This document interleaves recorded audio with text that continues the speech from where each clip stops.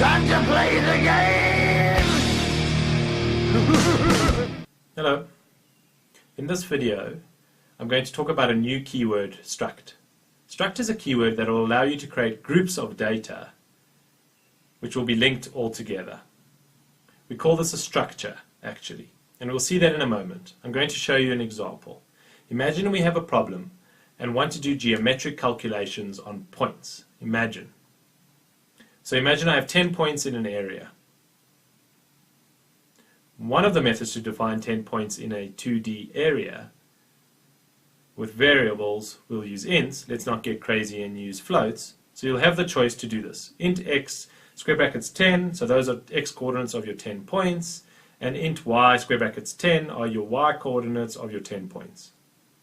You'll always have to maintain your x and y together in parallel and position yourself with both. Okay, you probably think that's a bit boring. We could have, for example, done something called point, and here we'd have point 20, and here we'd have put 20, and said that all odd numbers are x and all even numbers were y. Or the other way around, same thing. So every time we wanted to access a point, we'd have to access a value, the +1 value, and then multiply each time by 2 to access the following point. It gets a bit hectic. Let me teach you a way to move around more smoothly between points and how to define what a point is. Those are called struct, because to me a point is 2 integers. So how do we write it? We declare it struct, and then the name. For example, let's call it s_point. We can declare a structure by doing this. Here you just say that it exists. It's a bit like functions prototypes. There will be a difference between declaring it and defining it. I'm going to define a directory. To define it, just like a function, I need curly brackets and end with a semicolon. So here in my structure, I'm going to define data that my structure possesses once I've built one. So for example, an int x and an int y, there. So based on this, I can, for example, declare a new variable of type struct s_point. We'll have to write struct2. That's important. The keyword ahead is important.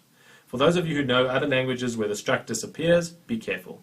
So the struct s_point, let's call it a, for example, and now if I wanted to modify the x of my structure a, well, I'd have to write a.x. By adding the dot here, I can access the variable x from our variable a, which is a structure of type s_point. So now in x, I can put 10, for example, and in a.y, I could put 42. In a long list of structures advantages, for example, one of the advantages of structure is that when you want to copy a dot into another, you could do this.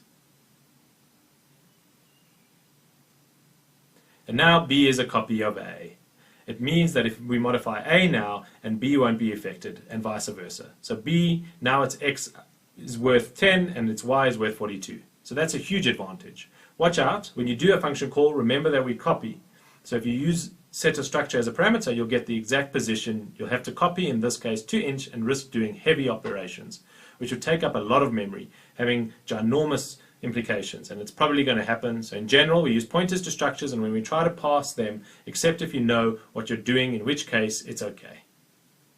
So we've seen how to build structures and how to add data in them. We can do what we want. We can even use floats. We can use chars or other structures and add as many data inside as we want. They just have to have different names. Except for x and y, those can't have the same name. See? It's just like normal variables, because otherwise we don't know which fields you want to access. So now, let me show you how to. The advantage of type def with structures. If you write this, type def struct s_point, and then let's call this t_point, what it does is that instead of writing struct s_point tabulation variable's name, it'll be able to write t_point and it'll be able to do the exact same thing. So here you see that type def helps save up lines. Well, save up width. That's a small advantage. Quite practical. And I'm going to show you something else. One last thing about structures. So we've seen we could add data in those. We've discovered a new operator, full stop /dot. There's a special rule for pointers. Imagine I want to create a pointer called PTR. PTR takes the value of my structure's address, structure A,